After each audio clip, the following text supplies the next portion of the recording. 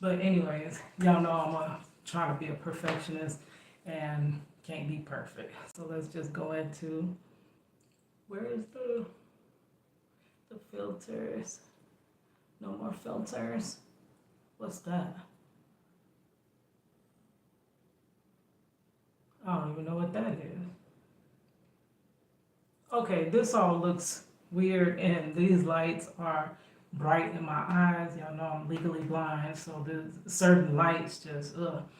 But I really can't see myself on the screen, so I hope it's coming across right. I cannot find my filter because sometimes the tone and the color isn't, correct. But right now I just see a blur, and then I see like my silhouette or whatever. So if I'm looking crazy, please forgive me because I'm not perfect. But anyways, what it is, you guys, it is your girl. No, not to mess up. Should I start over like at this point? Okay, we just gonna keep going because I gotta go to work soon. What it is, you guys, it is your girl Cadillac. Yes, I'm Cadillac Dixon. I'm the drama like prison wife. I'm the legally blind artist that is rapping and painting for justice. Helping! Because you gotta hold your breath for justice.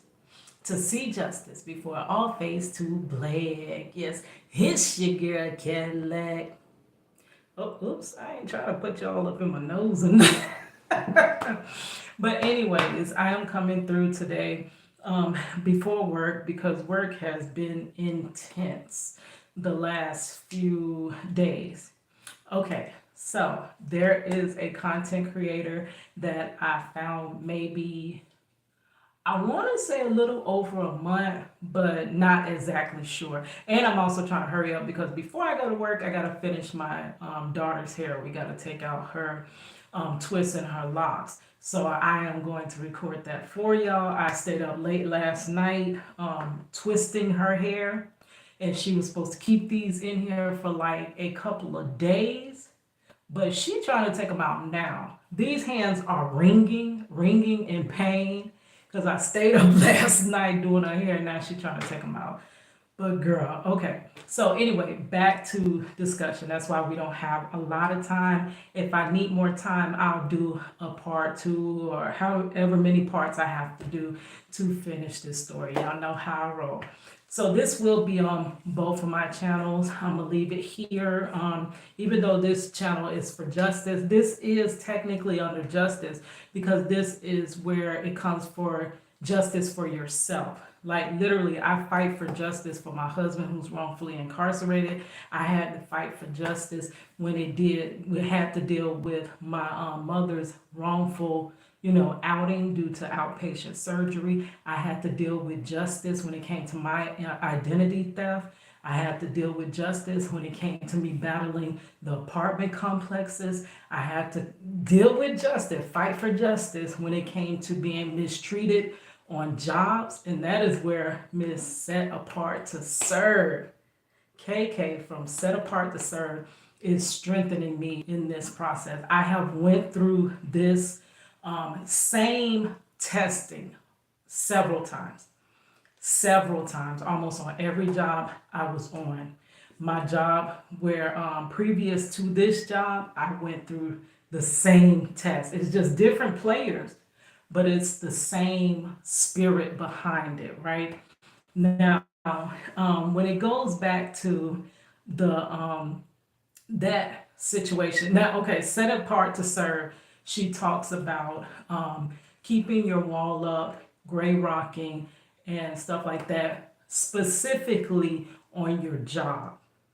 That you are there as basically like God's light, showing people how they are really supposed to be serving the Lord and they actually are supposed to be representing the way you are. They're supposed to be trying to be righteous. I mean, not trying to be righteous, trying to be as perfect as possible, but being righteous, right?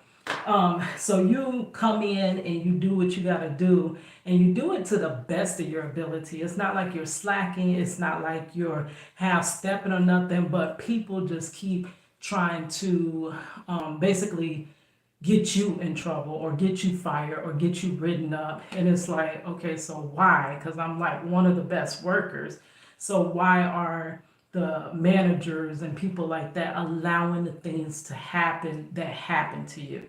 Okay, so I'm gonna show you that I started doing her for my latest project, Reach the World. I started doing Miss KK from Set Apart to Serve. Let's get to that in my sketchbook. I will be releasing this part one, starting to sketch her. I don't know if you can see it because I can't really see my screen like that. But I did that yesterday. And when I get a little time, because my schedule is looking like going to work, getting off late, trying to, so it's not looking like today I'm gonna, or possibly even tomorrow or Sunday. Or so maybe Monday will be part two, finishing and recording with you guys as I finish and review some of Miss Set Apart to Sir's videos as I finish drawing her. But she has really been helping me because I've been going through this trial basically silently. And when you do try to reach out to people like those around you, your little support system, because I have very little support system, right? I got my dad, but I don't like to burden him and weigh him down with my problems because he got his own problems like that.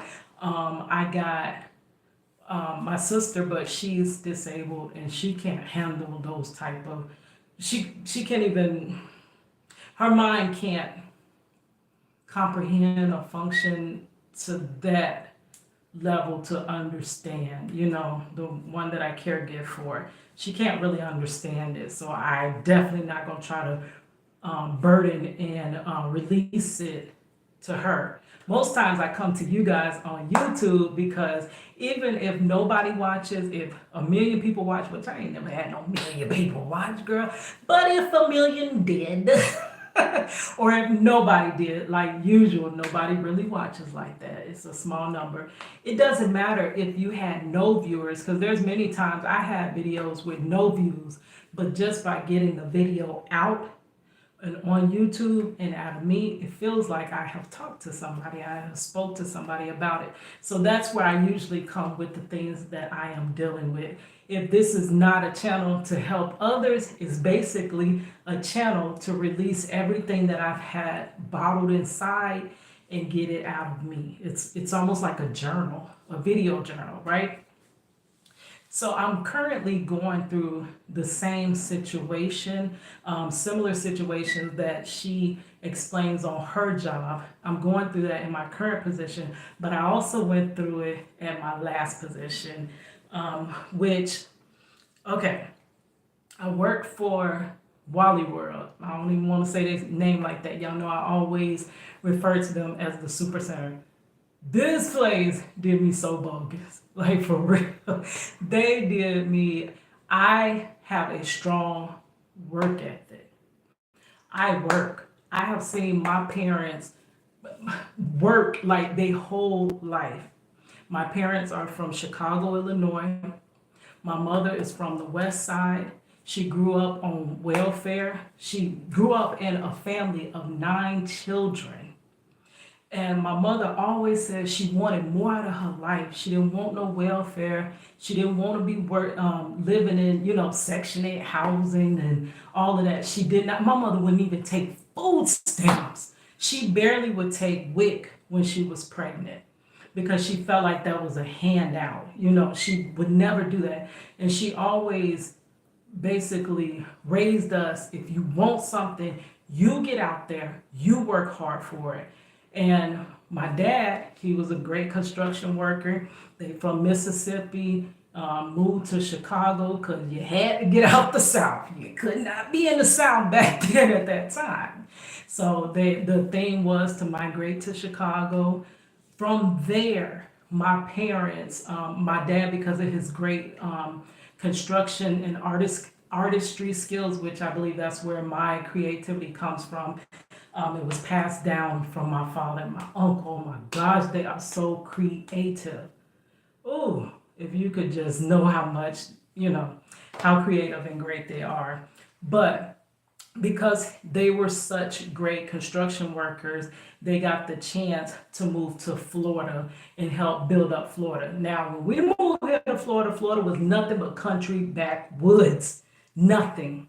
I was the only brown face or black face that I seen on this street. I was the one and only black girl in my school.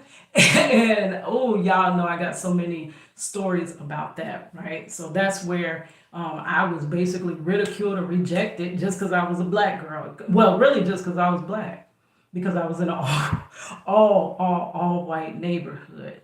So my parents went from they said one room apartment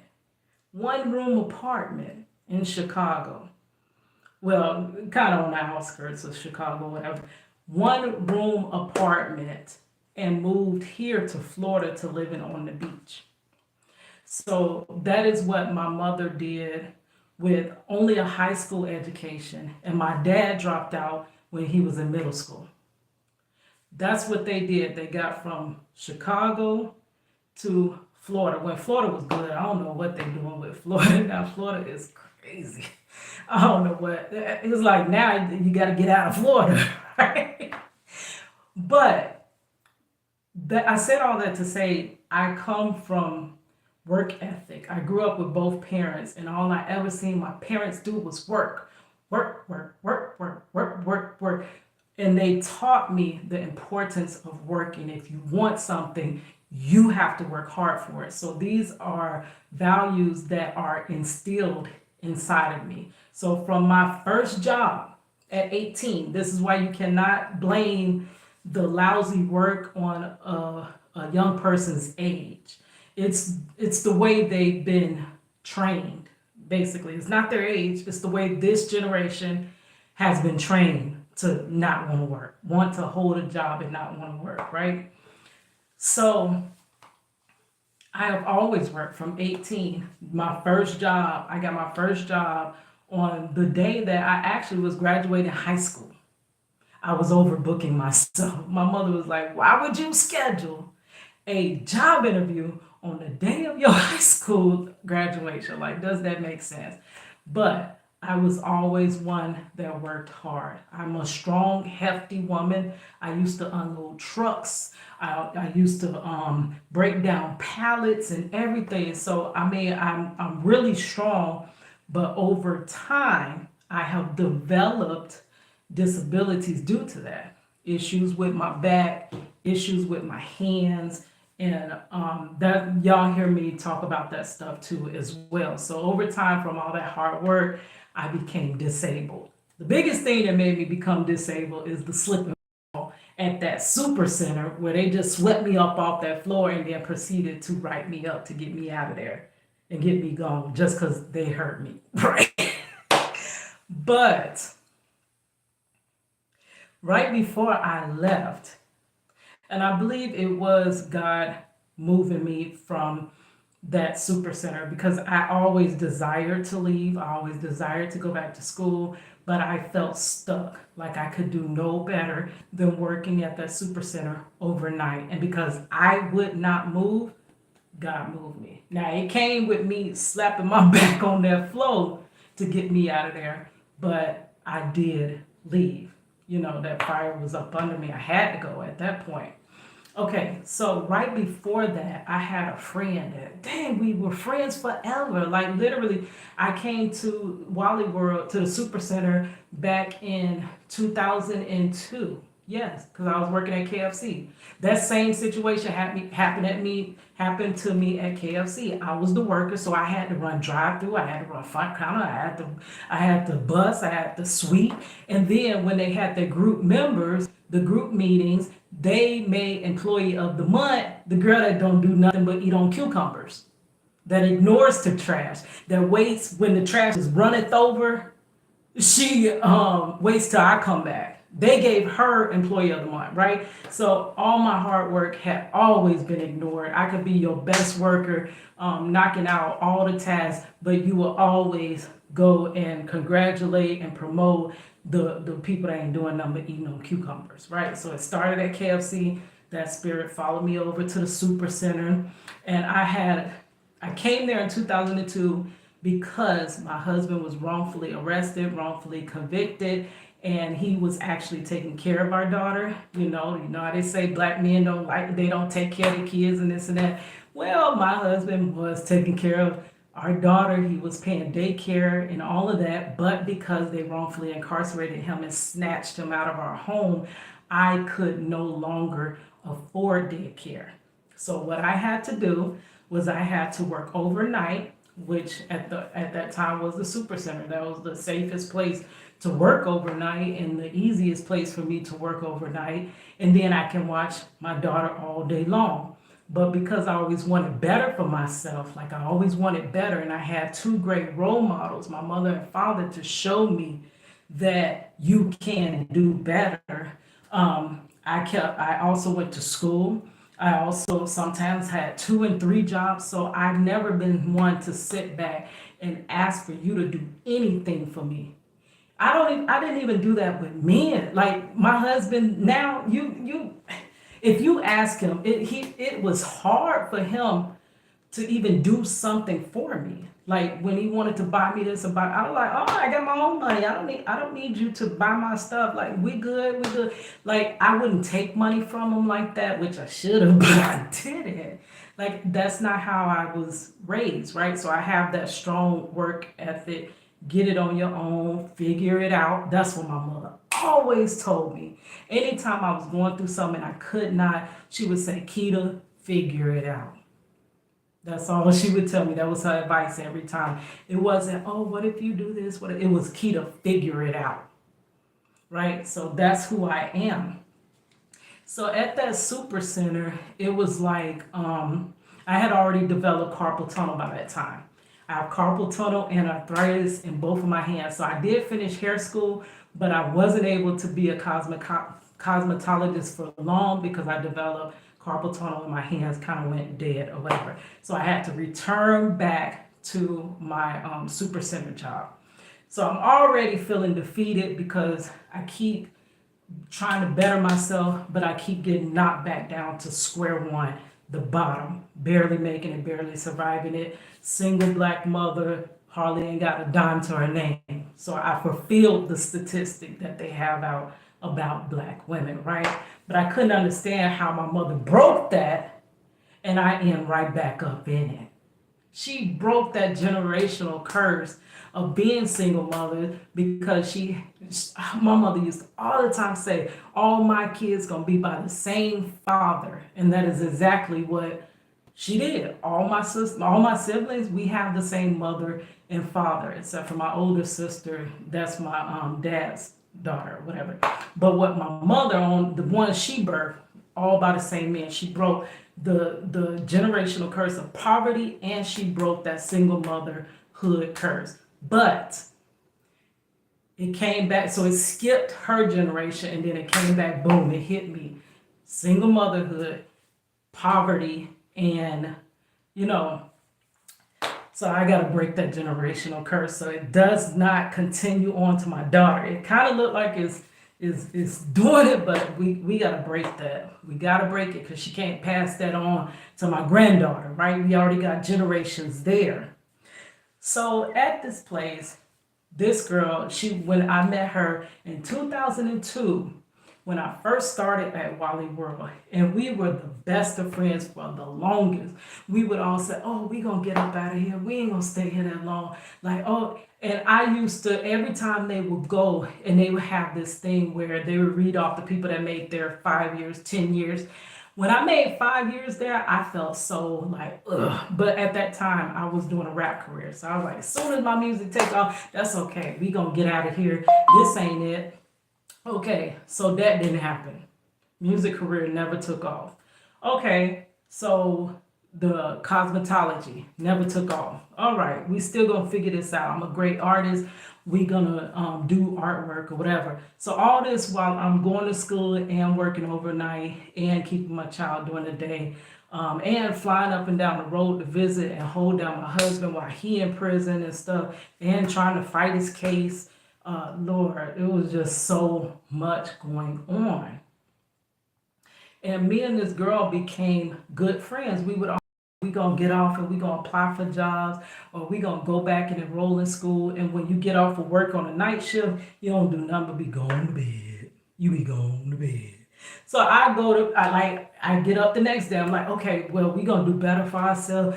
We gonna put in there. We gonna do this, and you be going to bed when you get off of work. So one day turns into another week, turns into another month, turns into another year, turns into another, and it ended up where I had been there 10 years.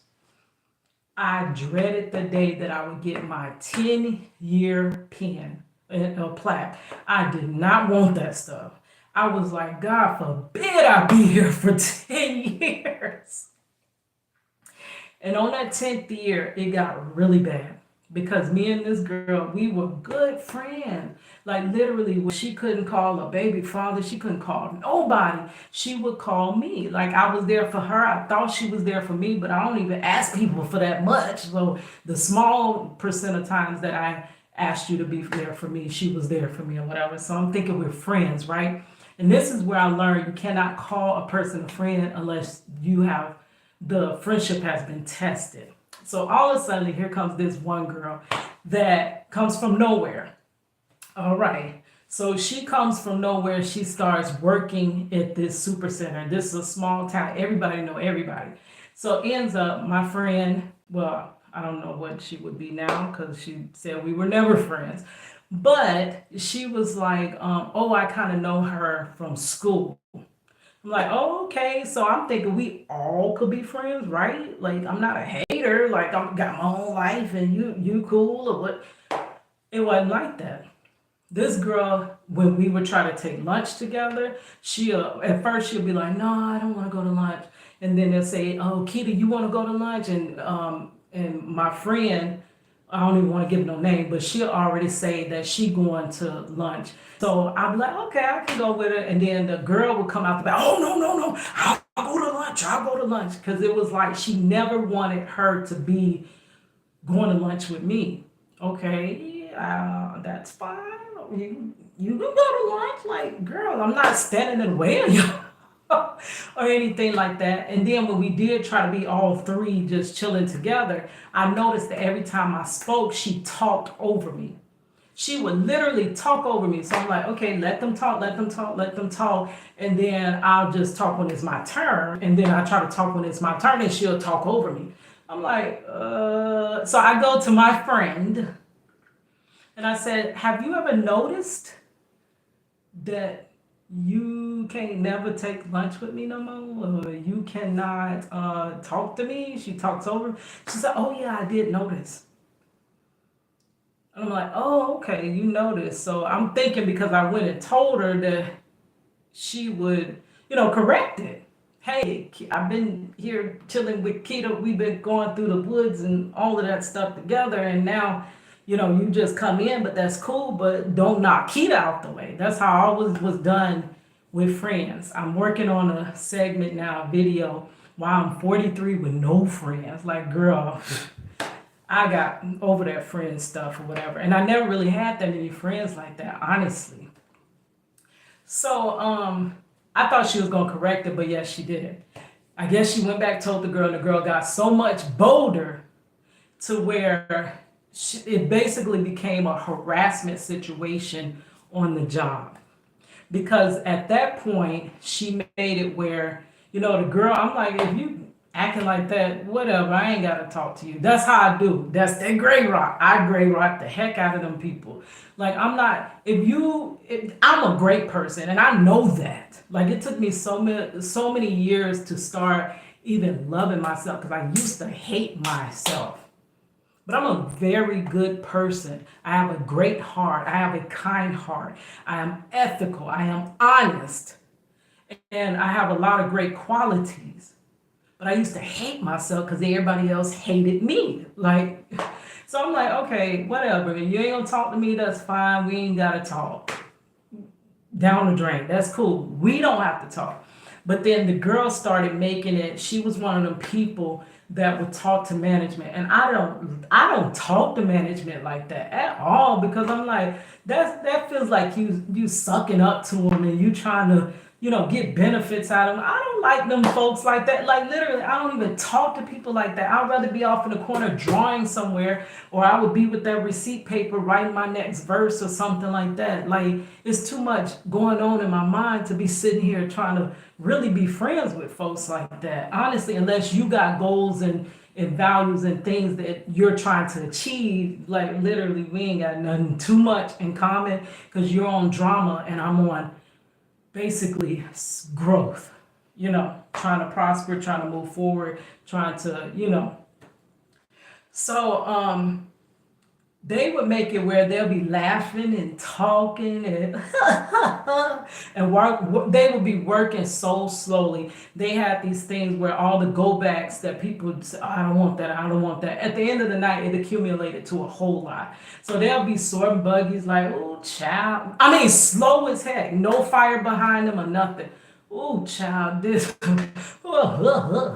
They'd be laughing, and all of that as I'm on the register.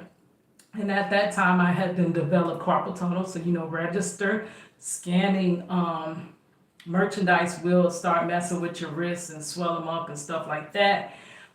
So I would be, and people would shop with their food stamps. As soon as their food stamps dropped, they would shop on that night shift so they can get their great big old buggy. Some people had $500, $600 worth of stuff, and it's back to back to back. And they would have me just scanning it all as they looking over from customer service, laughing and joking and playing. And I'm like, literally, like, can't nobody get on and help? Okay, that's fine. I'll just, still do my job, still greet my guests, this, and that, my customers. And it came to the point where I had to go to management about it. Now, when you go to management, this is what happens. They are friends, remember? So they go back after you report something and they tell that person, and then that person backlashes and retaliates against you. So that's what happened. They were steady, just trying to write me up and this and that, but they could never catch me on none because I was the one that was always doing everything by the book. I never was the one slacking. You didn't find me nowhere doing this and doing that I ain't have nothing to do. Half of them was up there stealing all their merchandise, and God, they were doing so much. And it was management too. And I kept saying, hey, y'all better watch them. They doing things. They returning stuff off the clock, and they, ain't no inventory. Y'all better watch them. Y'all better watch them. And it was like, oh no, Keita just complaining again. She just complaining again. And at the end of that situation, I finally had that slip and fall on my birthday. That was my 32nd birthday. I had a slip and fall. Walked into a super center, not even the same super center I worked in. And I tried to ask my family, could you? All I got to say was, could you? And then my head I slipped back and my head, bam, slapped on that hard ground and bounced. They said on the video surveillance, they see my head bounce. At that point, I fell and my hands were up like this, stuck. And I couldn't move. I could not move. I was like this. But I could see. I could still see. But I could not move my hands. I could nothing. It was like I was like, oh. So this is how I die. I die on my birthday. Like literally, I thought that's what it was. And so I'm praying and I basically come back. I'm able to move my hands. And then I said, I'm not okay. I'm not okay. And they scooped me up off that floor. That super center wouldn't pay none of my medical bills. I ended up having the worst credit because they threw all that on my credit. I tried to use my health insurance, but they said I couldn't use my health insurance because I got hurt on the property. So it's actually a different type of, it's like a suit now, and you have to take action against them to get medical assistance and to get your bills paid. So it's like I was stuck. I had no control. I had to, take action against them. And when I did, they proceeded to write me up for stupid stuff like my hair color when they allowed everyone else to have hair color. They wrote me up for it was the dumbest stuff that oh hold on, I think that's my daughter. Okay, can we pause? Okay, I do hope it has sound because sometimes when I pause the live like that, it come back with no sound. But so I had to end it, huh? Not long. I'm trying to wrap up the story. I told him I'll do a part two or whatever. I gotta go to work at that time. All right, all right. So end up. What time? What time is it now? Oh, okay. Give me 15 minutes. That time, it was like I had no choice. I had to take action to even get seen. I ended up with 3 herniated discs in my neck, 5 pinched nerves. Now arthritis has set in my neck. I have now arthritis in my neck. My neck is so bad, and that's your lifeline, right? I slipped my bottom back disc, which causes me pain in my legs, gives me trouble standing, sitting, and walking. They get tremendously sore. My legs to sometimes where I can't even hardly walk, right? And it's other issues as well. And it made my carpal tunnel worse, right? And then at that same time, I found out, this is side note, don't have nothing to do with that, but I found out I was losing my vision. I'm going blind. So I'm like, God, all of this and what? All this, like this too much. So now my body has been broken almost, and I can barely work. Barely work. So this happened in 2013.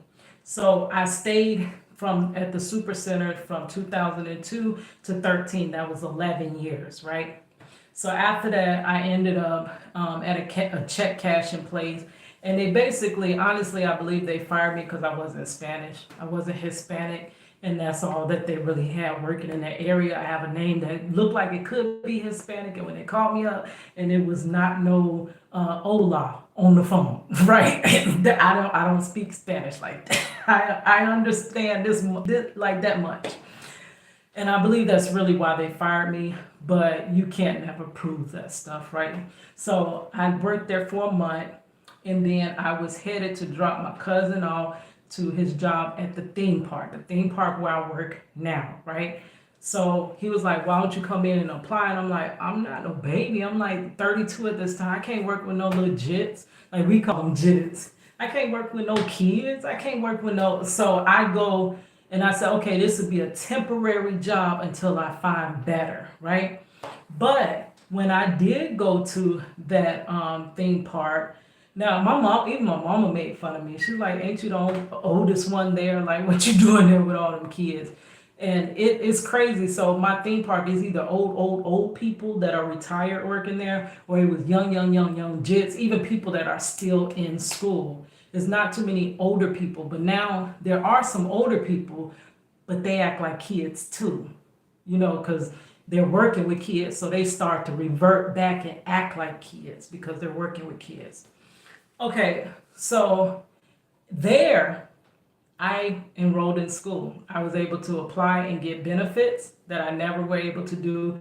Even though my mother looked down on me because I did go get them benefits, she never, actually approved of. I did it. I mean, what else can I do? The way I looked at it, I worked so hard that that's my money I put in that system. So when I need my money, the system can give my money back. Because I put in that system even when I couldn't get nothing. So now I'm just getting a little bit back that I put in that system. But I don't get on that and just sit there and just think, somebody's supposed to take care of me. No, I keep working. But what it did do, it allowed me to go back to college. I went back to college when I was 34 years old. After my first semester, my mother passed from outpatient surgery. But I finished school off of the hope that, I made my mama proud one time in life, basically. So I got to finish school out. So I did all this at this theme park. So I've been working at this theme park since 2013 until present day, right? And I've had issues. The theme park is so big that you can transfer from location to location to location. And every location I've been in, I have dealt with that same spirit that I got to do all the work. I got to do my work and your work, and I don't get none of your check. I get my check. I don't get your check, but I got to do your work. Like, that does not make sense. And they always back and condone the person not working, or the person that tell them, I ain't gonna do that. I ain't finna do that. No. That person, they pat them on the back, they applaud them, everything. So I'm going through it now. My medical issues have gotten worse from 2013 to 2023. Well, no, we're 24, I'm sorry. So that's 11 years later. I'm about to make 11 years on this job. So I'm like, dang, I left the super center in 11 years. So I'm in my mind, like, maybe that's what this building up to. I might just have to brace myself.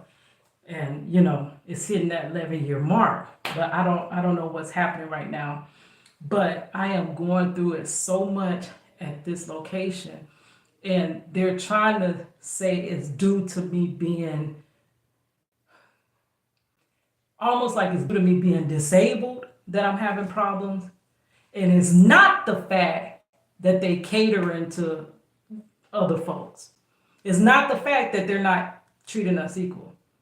It's not the fact that they run to the back when guests come to check out at the register. It's not that fact. It's the fact that I'm disabled and it's hard to, So I'll tell you a little bit more about that story, but that's what I'm going through now. But just listening to KK and all her videos are helping me so much. Like, honestly, I just stood up and spoke up for myself because I do the gray rocking. But I remember in one of her videos, she said that you also tell it to who needs to be told. If you got to go to the manager and correct them on what's happening, or if you got to go to the higher ups and let them know, hey, this was going on in this area. Do that, but don't really go back and forth with the people that you have. You don't have an issue with. I ain't got no issue with nobody. I ain't did nothing to nobody but tried to help them out. Like, honestly. And then I'm like in pain. I'm like, hold on, I'm in pain. I can't keep carrying your weight. And then they get mad at you because you won't carry their weight plus your own weight, right? But I don't go back and forth with that person like that. And I was finna let it go. I was finna chalk it up and say, that's just how they are. That's just, this the way they are. And, I got better things in life to be tending to and this and that. But then I was like, no, I don't deserve to be, in pain more than I need to be, just so you can laugh and talk and chit chat and play Monopoly on your phone and, have a good time doing work while I'm up here doing way better work than you, though I could be in worse health than you. But, and when I thought about that, I said, yeah, I gotta let them know what's happening. And it was hard, but I did it. And it was thanks to the encouraging videos from Miss KK Set Apart to Serve. So I will do a part 2 telling you about the current issues that I'm dealing with there. But it's been on every workplace. And it's like, why leave? Because if I leave to the next place, I've seen this pattern everywhere I went. It ain't like it ain't gonna come over there. So what am I leaving to? So me, I'm just gonna keep pursuing my art. I'm a graphic designer. I gotta start working on my graphic design business. And screw these folks. They actually, I guess here go another one working on. They must not be trying to do nothing in life. So I got to leave them folks right there at the bottom at this little mediocre job as I just continue on to just better, myself, get my relationship with God back in order, and just get my health back in order, and finally, just, be free of all this. All right, guys, my daughter's waiting. Meet me in the next video. We finna take down her little, what you call those things? Who? Oh, pipe cleaner curls. We finna take a little pipe clean, blah, blah, blah, blah, blah, blah. We gonna take them out. All right. Hiss, your girl Cadillac.